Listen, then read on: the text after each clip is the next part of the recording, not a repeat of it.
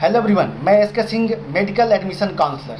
आज का टॉपिक काफ़ी इन्फॉर्मेटिव है उन स्टूडेंट के लिए जो नीट पीजी 2023 के काउंसलिंग में पार्टिसिपेट करेंगे और ख़ास करके डीएनबी की तरफ जाना चाहते हैं, डीएनबी से आप पीजी करना चाहते हैं।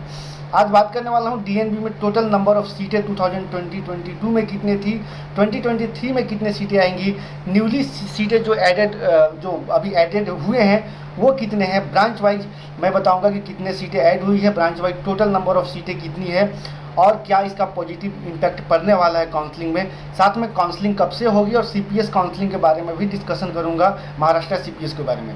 तो यदि आप चैनल पर नए हैं तो लाइक सब्सक्राइब करें और यदि आप एडमिशन लेना चाहते हैं, एडमिशन गाइडेंस लेना चाहते हैं तो वीडियो के स्क्रीन और डिस्क्रिप्शन पर नंबर दिया हुआ है, वहाँ से आप कॉल करके आप हमसे सब्सक्रिप्शन ले सकते हैं। आपको मैं बता दूं कि अभी मैं मुंबई में हूं, जो स्टूडेंट मुंबई से है या मुंबई के आजू बाजू से है तो चाहे तो आप कॉल करके हमसे विजिट कर सकते हैं, हमसे मिल सकते हैं। वैसे मेरा सेंटर मैं बता चुका हूं काफ़ी वीडियो में, महाराष्ट्र में 2 सेंटर हैं, मुंबई और पुणे के अंदर। इसके साथ साथ राजस्थान, जयपुर, बेंगलोर में मेरा सेंटर है कर्नाटका के अंदर। इसके साथ साथ दिल्ली में मेरा सेंटर है, वेस्ट बंगाल और मध्य प्रदेश में। चाहे तो इन सेंटर पे जो आपको नज़दीकी सेंटर है वहाँ मिल सकते हैं, लेकिन वर्तमान में मैं अभी मुंबई में हूँ, चाहे तो आप मुंबई आके विजिट कर सकते हैं। तो चलिए हम स्टार्ट करते हैं। सबसे पहले मैं आपको बता दूं कि टोटल नंबर ऑफ़ सीट के बारे में। तो डीएनबी में इस साल अगर सीटें काफ़ी इंक्रीज हुई है पिछले साल के कंपैरिजन में, तो इस बार कहीं ना कहीं पॉजिटिव इम्पैक्ट जाएगा और काफ़ी अच्छा बेनिफिट मिलने वाला है उन सभी स्टूडेंट के लिए जिन्हें एमडी/एमएस के गवर्नमेंट सीट नहीं मिल पाता है और आपको डीएनबी के अंदर अगर मूव फॉरवर्ड करना है। टोटल 707 सीटें हैं जो डीएनबी के इंक्रीज हुई है। अभी इंस्पेक्शन जो है ऑन गोइंग है, ये आपको 15 जुलाई तक आपका चलेगा, तो आप समझ सकते हैं कि मैक्सिमम सीटें और भी बढ़ सकती है। टोटल 707 सीटें हैं वो इस साल इंक्रीज हुई है। और इसके बावजूद मैं अगर बात करूं, गवर्नमेंट के अंदर जो सीटें इंक्रीज हुई है वो 160 सीटें इंक्रीज हुई है। और अगर प्राइवेट की बात किया जाए तो प्राइवेट में 547 सीटें इंक्रीज हुई है। अब हम एक एक करके टॉपिक पे बात करते हैं कि कौन कौन से ब्रांच के कितने सीटें पिछले साल थे और इस साल कितने सीटें ऐड ऑन होने के बाद क्या सीटें हो चुकी हैं।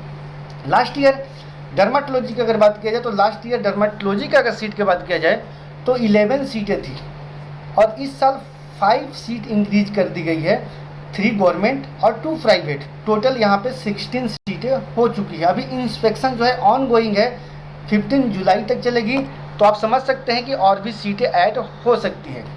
अब हम बात करते हैं इसके बाद इमरजेंसी मेडिसिन का लास्ट ईयर 151 सीटें थी, इस बार टोटल 25 सीटें इंक्रीज हुई है। अगर ओवरऑल अगर बात किया जाए तो सिर्फ प्राइवेट में ही इंक्रीज हुई है, गवर्नमेंट में एक भी सीट अभी तक इंक्रीज नहीं हुई है। टोटल सीटें हो चुकी है इस बार 2023 के लिए वो 176 सीटें अब तक हो चुकी है 2023 के लिए। अब हम बात करते हैं फैमिली मेडिसिन के लिए। फैमिली मेडिसिन का पिछले साल जो सीटें थी वो 102 सीटें पिछले साल थी, इस साल 34 सीट है वो इंक्रीज हुई है।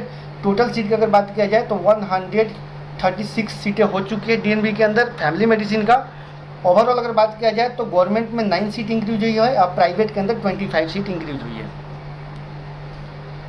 इसके बाद जनरल मेडिसिन पे आते हैं। जनरल मेडिसिन का लास्ट ईयर 696 सीटें थी, टोटल 142 सीट इस साल इंक्रीज हुई है। गवर्नमेंट में 37 सीट और प्राइवेट में 105 सीटें इंक्रीज हुई है।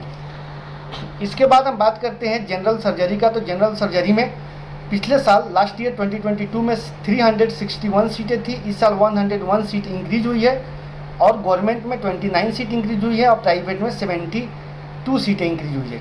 न्यूक्लियर मेडिसिन की बात किया जाए तो इसमें लास्ट ईयर ओनली 10 सीटें अवेलेबल थी, इस साल 3 सीटें इंक्रीज हुई है सिर्फ प्राइवेट मेडिकल कॉलेज में, सिर्फ प्राइवेट हॉस्पिटल में। इसके बाद आते हैं हम ऑप्स गायनी का। तो ऑप्स गायनी में टोटल लास्ट ईयर जो डीएनबी की सीटें थी ऑप्स गायनी का वो 282, इसमें टोटल सीट जो इंक्रीज हुई है इस साल वो 40 सीट इंक्रीज हुई है। यानी कि ओवरऑल अगर बात किया जाए तो सीट 322 सीटें हो चुकी है। गवर्नमेंट में 11 सीटें इंक्रीज हुई है और प्राइवेट में 29 सीट इंक्रीज हुई है। इसके बाद बात करते हैं हम ऑप्थल्मोलॉजी का। ऑप्थल का लास्ट ईयर 222 सीटें थी, जिसमें टोटल सीट जो इस साल इंक्रीज हुई है और 22 सीटें इंक्रीज हुई है सिर्फ प्राइवेट मेडिकल कॉलेज में।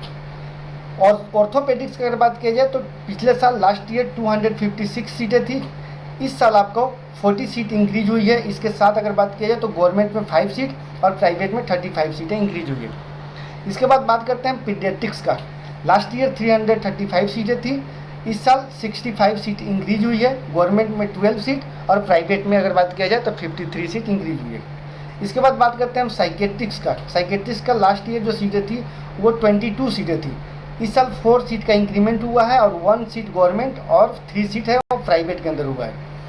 इसके बाद हम बात करते हैं रेडियो का। तो रेडियो डायग्नोसिस में टोटल लास्ट ईयर अगर सीट की बात किया जाए तो 222 सीटें थी, जिसमें 37 सीट इस साल इंक्रीज हुई है। गवर्नमेंट में 2 सीट इंक्रीज हुई है और प्राइवेट में 35 सीट। इसके बाद रेस्पिरेटरी मेडिसिन की बात किया जाए तो लास्ट ईयर 81 सीटें थी, टोटल 11 सीट इंक्रीज हुई है। गवर्नमेंट में 4 सीट और प्राइवेट में 7 सीट इंक्रीज हुई है। ईएनटी की बात किया जाए तो ईएनटी का लास्ट ईयर 56 सीट थी, टोटल 5 सीट इंक्रीज हुई है सिर्फ प्राइवेट मेडिकल कॉलेज में। इसके बाद अगर बात किया जाए तो टोटल नंबर ऑफ सीट की बात किया जाए तो 707 सीट टोटल इंक्रीज हुई है, जिसमें गवर्नमेंट में 160 सीटें जो है इंक्रीज हुई है और बाकी जो सीटें हैं वो प्राइवेट मेडिकल कॉलेज में इंक्रीज हुई है। प्राइवेट मेडिकल कॉलेज में 547 सीट इंक्रीज हुई है। तो इतना आपका सीट का अपडेट है अभी तक का जो सीटें इंक्रीज हुई है। अब हम बात करते हैं काउंसलिंग का। काउंसलिंग से पहले मैं बात करता हूं कि जो ये नंबर ऑफ सीटें डे बाय डे इंक्रीज हो रही है, एमडीएमएस के साथ साथ डीएनबी का सीट इंक्रीज हुई, डीएनबी के साथ साथ एनबी डिप्लोमा का सीट इंक्रीज हो रही है। ऐसे में काउंसलिंग जब प्रोसेस स्टार्ट होगा तो पॉजिटिव शिफ्ट खास करके एनबी डिप्लोमा और डीएनबी में काफ़ी अच्छा खासा देखने को मिलेंगे। डिपेंड करेगा आपके काउंसलिंग पे कि आप काउंसलिंग किस तरीके से कर रहे हैं। यदि आपका रैंक पिछले साल के अकॉर्डिंग भी है तो आप ट्राई कर सकते हैं, उससे कम भी है तो आपको चांसेस बन सकती है खास करके डीएनबी और एनबी डिप्लोमा के अंदर। काउंसलिंग की अगर बात किया जाए तो काउंसलिंग प्रोसेस है वो 15 जुलाई से आपका नोटिफिकेशन आना स्टार्ट हो जाए, क्योंकि बहुत बड़े बड़े मीडिया हैं, बहुत बड़े बड़े न्यूज़पेपर में जो आर्टिकल्स आ रहे हैं पहले नहीं आया करता था, लेकिन अभी मैक्सिमम मीडिया जो है वो कवर कर रहे हैं कि काउंसलिंग है वो 15 जुलाई से स्टार्ट होने वाला है। तो उम्मीद लगा के बैठ सकते हैं कि 15 जुलाई के बाद से आपका काउंसलिंग स्टार्ट होगा। तो आप अपने आप को रेडी करके रखें। वैसे स्टूडेंट जो नीट पीजी 2023 में क्वालिफाई हो चुके हैं, गवर्नमेंट सीट चाहिए प्राइवेट या फिर डीम्ड यूनिवर्सिटी डीएनबी या फिर एनबी डिप्लोमा, तो आप टारगेट करके चले। या फिर जो स्टूडेंट अभी क्वालिफाई नहीं किए हुए हैं, कट ऑफ रिवीजन के बाद क्वालिफाई करेंगे, तो आप भी अपना टारगेट बना के रखें, अपना बजट को अरेंज करके रखें, क्योंकि काउंसलिंग के बाद जैसे ही राउंड 1 राउंड 2 होती है कट ऑफ रिवाइज 100% होगी और आप एलिजिबल होंगे। उस कंडीशन में आपका अगर टॉप के क्लिनिकल ब्रांच चाहिए तो हाई बजट जा सकता है। ऐसे में आपको बजट का अरेंजमेंट करना होगा, डॉक्यूमेंटेशन करना होगा। जिन्हें एनआरआई कोटे से जाना है आप एनआरआई के डॉक्यूमेंटेशन करके रखें, अदरवाइज बाद में आपको प्रॉब्लम क्रिएट हो सकती है। चाहे तो आप हमसे भी कांटेक्ट कर सकते हैं यदि आपको एडमिशन प्रोसेस चाहिए। हमारा टीम, हमारे एक्सपर्ट आपको बिल्कुल सपोर्ट करेंगे। इसके बाद हम आते हैं सीपीएस की तरफ।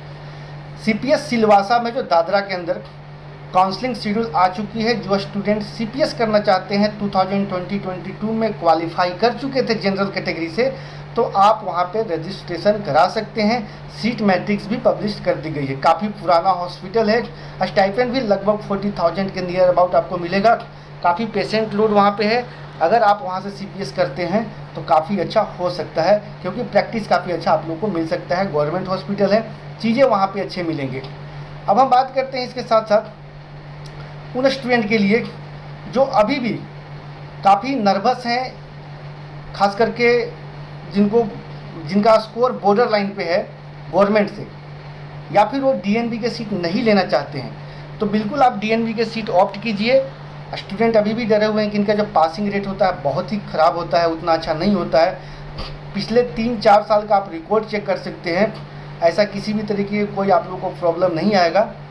सर्जिकल ब्रांच में आपको प्रॉब्लम क्रिएट होगा, बाकी के ब्रांचेज अगर आप लेते हैं क्वालिटी अच्छा नहीं भी है, लेकिन आपको गवर्नमेंट सीट नहीं मिल पा रहा है, तो लास्ट में आपके पास मजबूरी है कि आप सीट वो लेना पड़ेगा, क्योंकि आपके पास बजट भी नहीं है और आपको वो ब्रांच भी चाहिए। तो अगर आपको सीपीएस मिल रहा है तो बिल्कुल आप ऑप्ट कीजिए। यदि सर्जिकल ब्रांच भी मिलता है और आपके पास कोई ऑप्शन नहीं है तो वो भी ऑप्ट कीजिए। आने वाले फ्यूचर में आप चाहे तो इसे और अच्छा कर सकते हैं। जी हाँ दोस्तों, फिलहाल के वीडियो में इतना ही। Thanks for watching.